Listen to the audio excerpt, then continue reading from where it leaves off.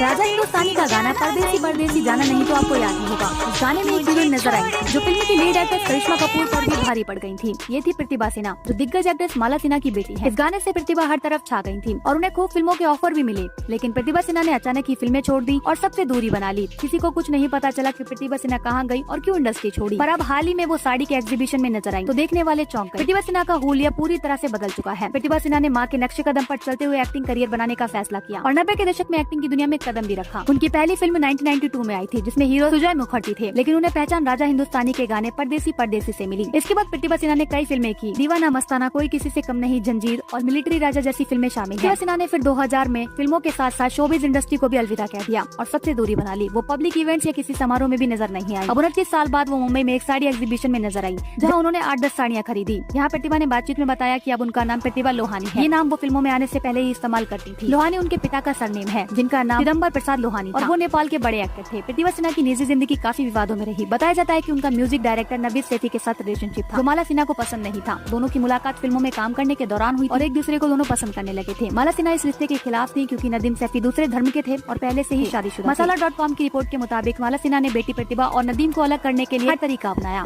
और वो इसमें कामयाब भी हो गई। प्रतिभा सिन्हा ने अचानक ही एक इंटरव्यू में कह दिया था कि उन्होंने ना तो कभी नदीम से शादी की है और ना ही वो कभी करेंगे। वो उनसे प्यार नहीं करते। इससे नदीम सैफी पूरी तरह से टूट गए थे और एक इंटरव्यू में खुलासा किया था कि कैसे माला सिन्हा ने उन्हें और उनके परिवार को बर्बाद करने की साजिश रची। वो उनके परिवार और पत्नी को फोन करके गालियां देती थी। वैसे आपको प्रतिभा सिन्हा कैसी लगती थी, हमें कमेंट करके जरूर बताएं।